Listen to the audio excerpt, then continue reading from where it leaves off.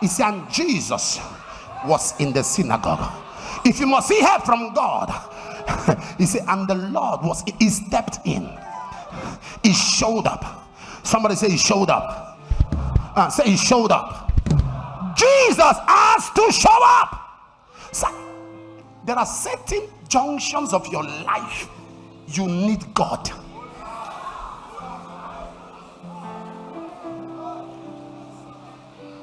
If you still have how to figure it out, then you have not seen the worst of hell. If you still have an option, you've not seen the worst of hell. At this point of your life, you need God.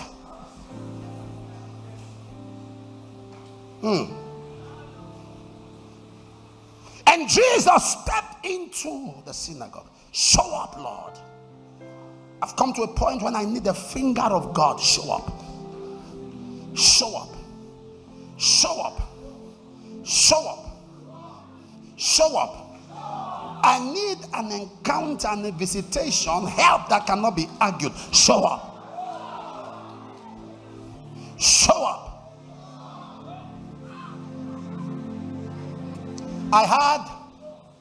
Can I give you a few testimonies? There's a young man at church. He was in a church. He was in the medical, he was a nurse, I think. Not a doctor, a nurse. And he had a wonderful wife. So I like them. They dress a lot together. They do things together. So I just like them. So I lay my hands on them most of the time. So I noticed he was now coming to church alone. So I said, where is your wife? He started crying. Years ago. He said she has left him. So I said, send for the woman. Send for the woman. And I talked. She said, Dad, I'm sorry. I came out of respect, but my mind is made up. So I said, okay, give me the reason why. He said the guy is broke. That she has been managing for years. He's broke. That she's not sure that anything can change. Don't give up on the man that's still breathing.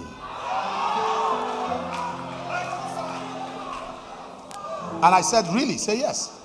I tried, but I didn't discover she wasn't interested. So I said, this lady should have somebody else because she's talking Fly so with much caution. audacity that she's gone. I said, okay. So he cried. Max altitude reached. Finally, he said that Max I altitude got reached. an opportunity to travel. I said, let's Max talk about altitude it. We sat reached. down. We talked about it. I called, made a few calls, and I said, what do you need? I gave him a travel.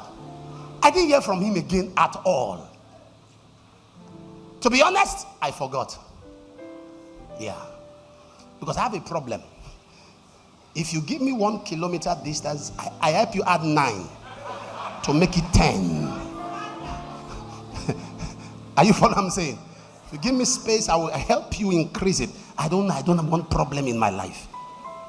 But 2 months ago, I was preaching, walking through the crowd during prophecy. I saw him. He saw me smile. He hit his head. I said, I'm on camera. I would have knocked this guy's head. Where have you been? So at the end of the service, he came to my office. Hey, I saw something. He opened his bag and dropped 3 currencies on the table. The first was $50,000, 50,000 euros, 50,000 pounds. And people were there. I said, put it back, put it back, put it back. Because this money will finish in this office. I know these people. Everything every other person was saying was not entering my head again. You people come and go. Counseling has closed.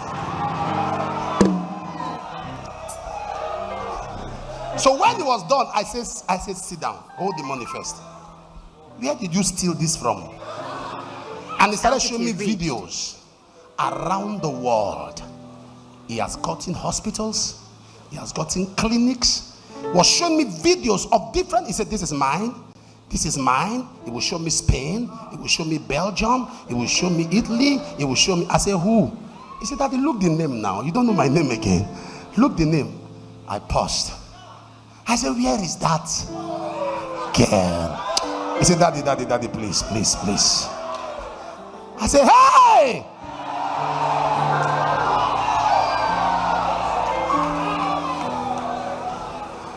And I said, where is that? Tell me. He said, Daddy, leave that side. He said, if she didn't do what she did, I would not have taken my life in my hands. Convert your pain to power. I said, convert your pain to power. Are you following what I'm talking about? There are certain things God takes out of your life for your good. For your good. You see, your problem is your mind. Your mind. Battles actually only exist in your mind. What you are afraid of is afraid of you. Max altitude reached. The spies were sent to go and spy the land. They went to the land. Guess what they did? They cut down a tree. They carried fruits. They stayed in the land for 40 days spying the land. And they returned back and said, we are not able. You cut down trees. You carried fruits. You stayed for 40 days. And yet you said, you are not able. You are not able. You survived 40 days. You are not able. You brought back evidences that you went there. Listen, what has not killed you cannot kill you. Can I say that again? What has not killed you cannot kill you. Say all you want about the woman with the issue of blood, and say all you want about what she went through, the pains, the hardship, the difficulty. But there's something I like about her. The Bible said 12 years she was a survivor. 12 years she was still standing. 12 years she didn't give up on life. 12 years she said to herself, if I'm still breathing, I can still make it. Listen to me, child of God. What has not killed you has no capacity to kill you. You are unfinishable. You are unkillable. You are too expensive to be expended. You are too important to be impotent. You are created because you are needed, and since you are needed, you can't be wasted. Am I speaking to somebody here? There is something about you the devil is jealous of. If they could not stop you, they cannot stop you. I said they could not stop you, they cannot stop you. Tell somebody, I am unstoppable. I am unstoppable. He called her, sir. He saw her sick. He called her. He saw her bound for 18 years. He called her to himself. He saw her going through issues. He called her to himself. Sir, the fact that you are going through confrontation is not a proof of your being not called. There are people who feel they are not called because of the battles of their life. There are people who doubt their call because of their affliction, because of their infirmity, because of what they are going through. She was bound in the temple, but he called her.